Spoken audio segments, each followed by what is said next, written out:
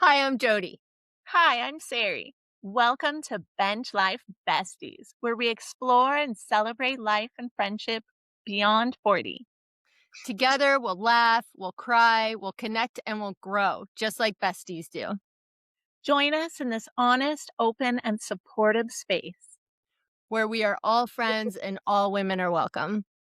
We're so happy to have you joining us on this journey. Welcome to Life Besties.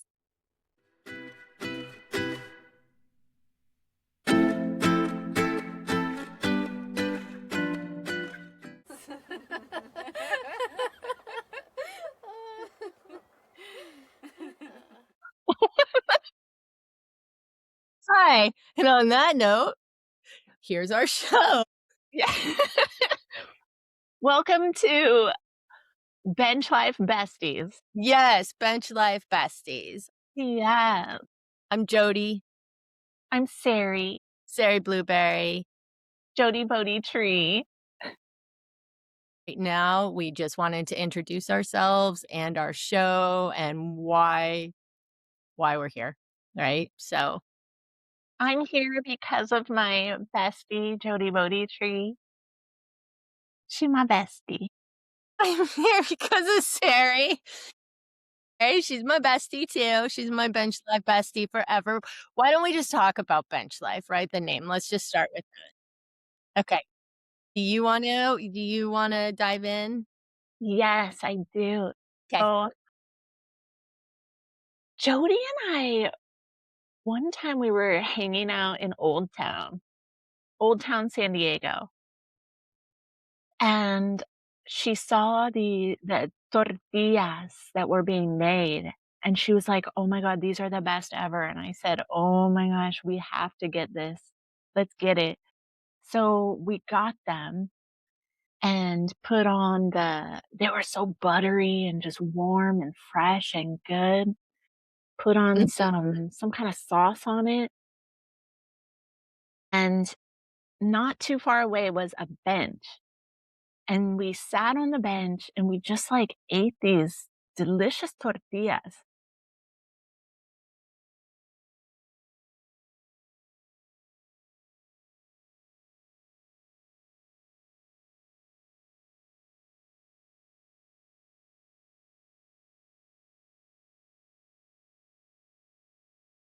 Mm, And we were just talking about the bench and how cool it was. I think one of us said a random comment like, "We gotta do this all the time. We gotta go to benches all over San mhm, Diego and just hang mhm. out and talk. Like, this is the best." We had, like, out to lunches and stuff, and we're like, "This is expensive." And really Yeah, because we were just kind of starting our friendship too, and I think that's important that we were cultivating our friendship. And so yeah. we made this intention of, okay, let's spend this time and get to know each other.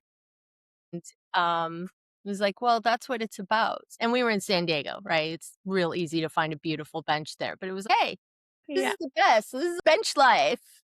And then it was, we should do this every week and just find a bench, right? And that's how it got started. And I started finding benches and you started finding benches. And sometimes we'd bring the dog and just talk. And Yeah. sit in sunshine. And I What a realized not shade. all the besties have, like, sunshine, and that's okay, just dress extra warm, but we support and celebrate all of the besties going out there and having bench life. Then yeah, we still do it, right? Yeah. Because now she lives in Arcata, Northern California, and I'm in Baja, Mexico. So it's a phone call. I think it's more about this sacred time, two of us, or, whoever you feel like you want to sit on a bench with. And it just happened. We became bench life bitches. Yes, yes, bench life bitches forever, for life. Yeah, bench life bitches. And we La talked vida loca with the bench life vida loca. I'm gonna let my cat in because he's meowing. Are you ready? Come on, come join us for the podcast. yes. Yeah. And we met at the flower shop, so we were just hanging out with flowers all day, going through Ugh. this real life stuff. We have such different versions of our time at that fucking place. I think we should just call it Aliens, right? Let's not name it by name, but it's a big flower chain called Alien. Aliens. So we were at the Aliens flower shop Mhm, and mhm. Downtown San Diego, downtown San Diego. awesome, awesome flower shop. Opened right up to the street in downtown San Diego, and so anyone who was on the street in downtown San Diego would just wander in. And what was wild about our conversations in the flower shop already was that, and let us know too if this is your experience with your bestie, that you have some of the same experiences that happen in life. You have synchronicities of experiences that are kind of wildly similar. And even if it doesn't look exactly the same, maybe sometimes the feelings involved are the same. I was amazed when we talked about our life and things that have happened and just how Mhm. similar a lot of this stuff was.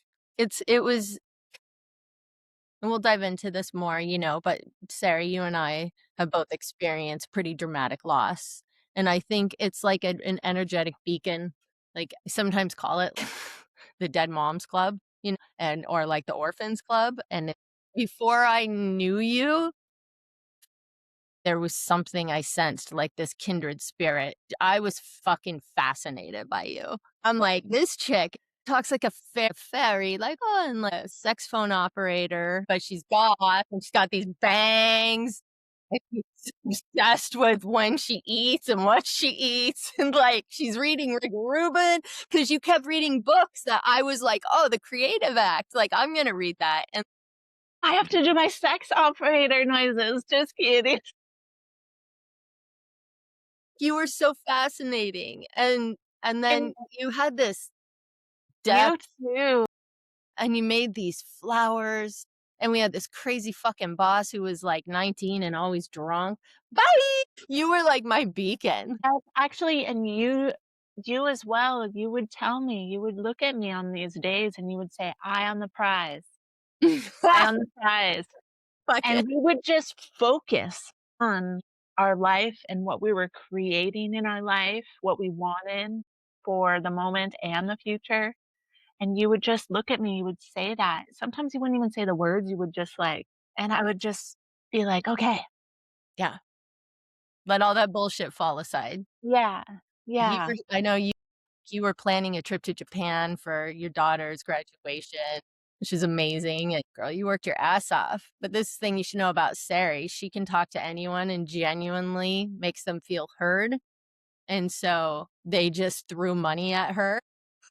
Make these gorgeous flower arrangements and love every flower and, like, kiss it and hug it and put it in there and listening to these sob stories where I'm like, "Oh, shut the fuck up already." And Mary's, "Please tell me more." And then they'd leave and they tip you all their money. They're like, "Here, have the keys to my house." There were some customers there that people, I think you and me for Everyone be like, "I can't deal with this person. Sari, can you do this one?" or they'd be like, "I'm really fucking sad. I'm heartbroken." Be like, "Sari, I need to talk to Sari." Yep. Think like that loved I think that flowers created a safe space for me, Yeah. and when I feel safe, I can do anything, I could be there for anyone, I can do anything. I get a lot of energy from the feeling of safety. Mhm. What Then makes you when feel safe? Like, what creates that for you? definitely nature, so flowers does that.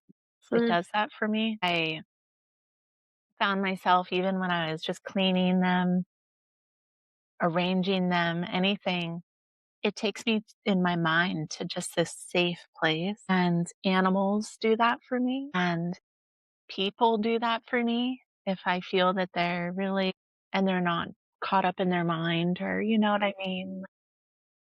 Or just thinking about what they want, but they have a wholesome feeling of just being present.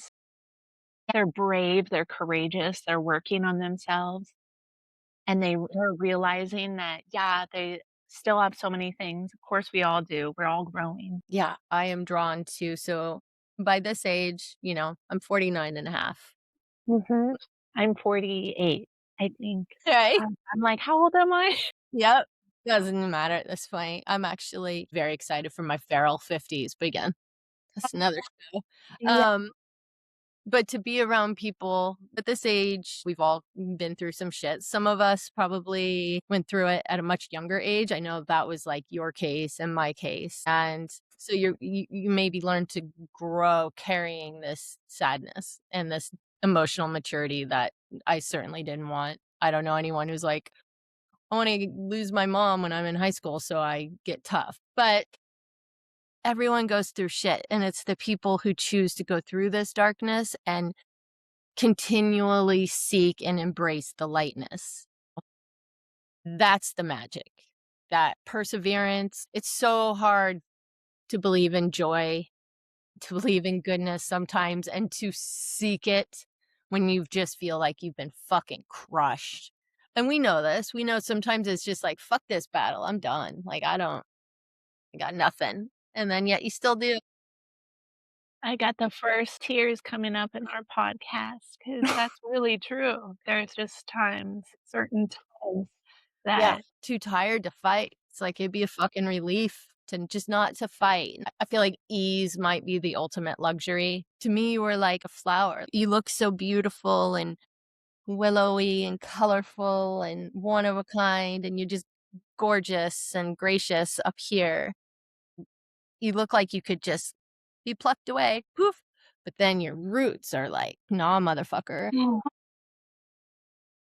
And you still keep seeking, right? You keep flowering. And I think you're remarkable for that. You are the light. I've told you when I studied chakras in my yoga teacher training, I was like, fuck, this bitch has every chakra balanced, or you work on it actively. And I see it in your Well, act, I'm working on it. right? I Like don't have everyone yeah, balanced, but yeah, I'm working on it. like non-stealing. When I'm like, you don't need to buy a trolley ticket. You're like, oh God, no.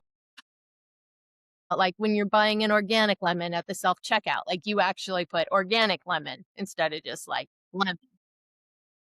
It takes discipline. And you are so true to your word and your intention, and you practice, you follow through with this. You don't like to make plans that you know you can't keep and promises that you can't deliver on. And that is something awesome. I strive for that. You know me, I'm much more like, fuck it, I'm just going to figure it out. Just jump and figure it out. And I love that about you. You have Jody, you have such an earthy quality about you that I just love, no fucks given kind of vibe.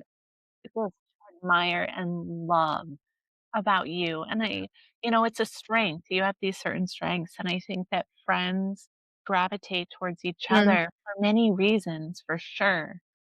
And the connection and the joy, the laughter, and just having fun, doing fun things. And I also feel like part of the magnet to my friends is a sense of awe. I'm like, "Oh my gosh, this person is like this." It's just gratitude and appreciation, and those feelings feel good in myself, and then I also learn from you that, "Oh my gosh, you inspire me, like, how can I be more like this or," yes. You help me reach into my yin to Yeah. balance. You have a very sattvic, which Veda, yes, dive into that later. But sattvic energy, sattva is balanced and kind of you're taking it all and you're just sort of upward, right? And this more softer, sort of balanced, feminine, masculine.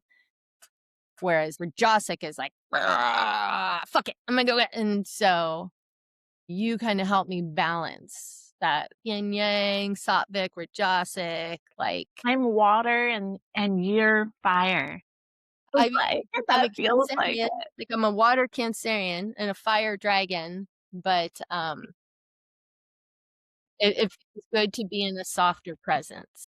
And it feels good to be in the fire presence, the fire. And that is not to underestimate your fire because I've seen it. You are a lioness, my dear. Don't kid.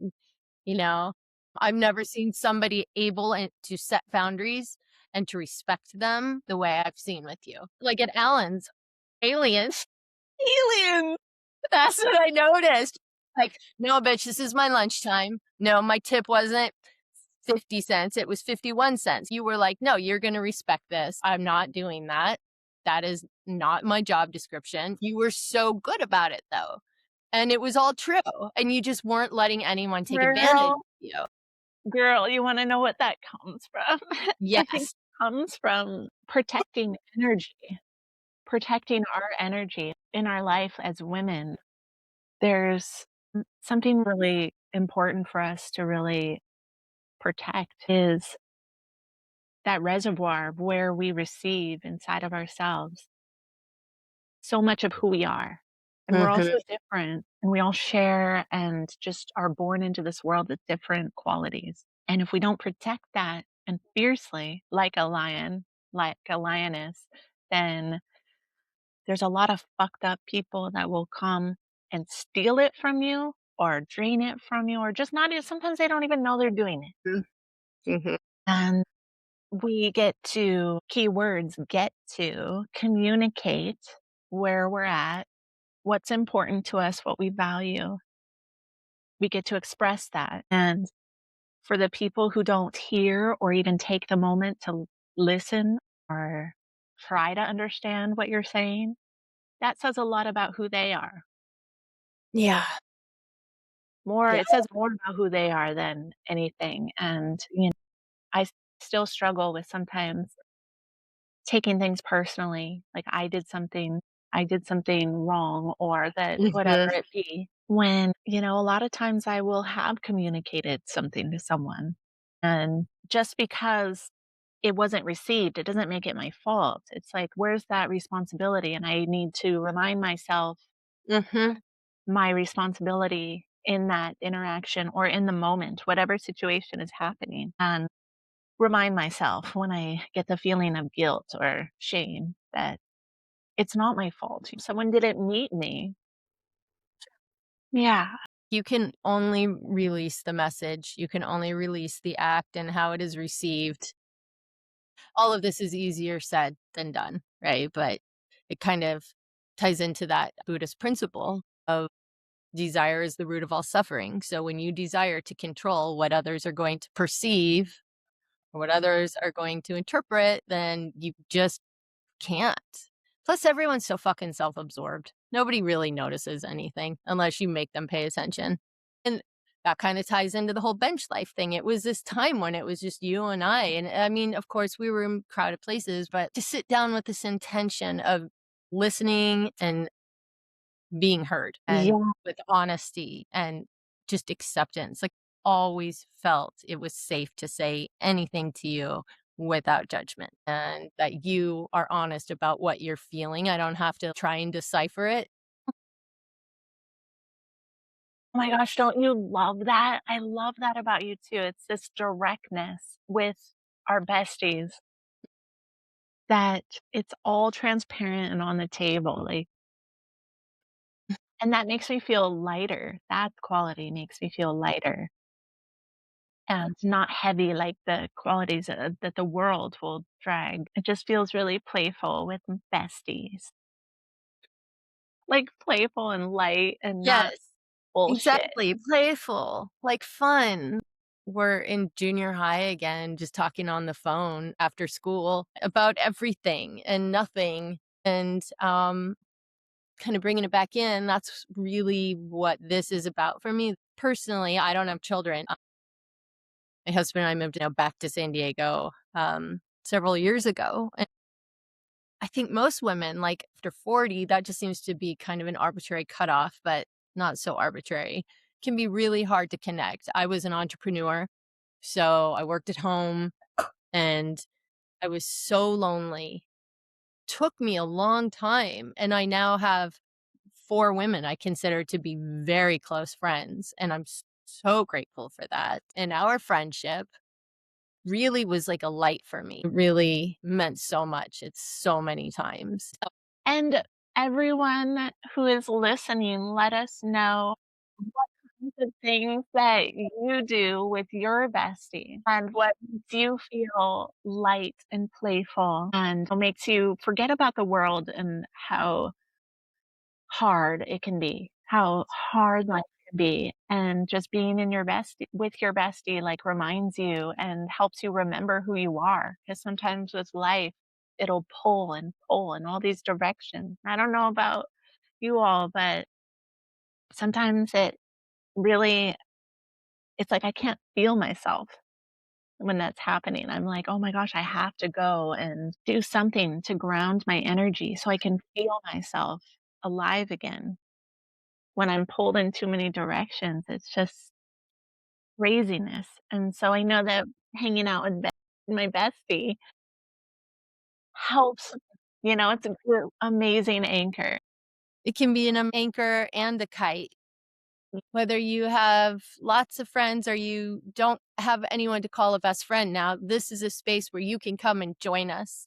And we're gonna be honest and we're gonna laugh. We're gonna cry and probably scream and offend some people, hopefully, if we get it right. You say that, hopefully. We're gonna get like, real raunchy, um, please join us. Right? All the ways you talk to your best friends. So that's the point of this. And plus, it's a chance for me to connect with Sari. And my goal in this whole endeavor, when we talked about this, I found my route is to just empower the fuck out of women. That's what I'm here for, to connect and to Yeah, empower. Sari, you, what are you here for? I want everyone that as they're listening to us to write everything you're thinking and feeling in the comments. So, that said, I would say that my goal and intention here is to give all of you a safe space to express yourselves, express your mind, express your heart, express fucking everything. Yes. You hear me? Everything. Everything. Yes. Bench Life Besties, Bench you are Life invited. Besties. All of you are invited to join us, okay? We're gonna make a bench that is from here all the way around the world, like our DNA that can be stretched all around the world, like how many times? Like 20 times? We want that bench to be that long. Yes. Seriously, just find a bench, whether that's telephone, like a real telephone call. That's the thing. Like, that's not, and if it's just texting, no, great. It's just Yeah, about yeah. connecting. But the secret sauce is really in talking, it's connecting. So, whatever you can do. And if you don't have anybody right now, connect with us. We love you. You're We safe. love you. You will be triggered, but it's a safe place to be triggered. So, we're Yes. here. And then express that to us Yes. in comments. Let's grow together, right? Let's do it. Let's grow. Okay. All right. That's it for us for today. Anything else to add, Sarah? Just love you all wildly, and we look forward to being with you next time. Okay. Bye.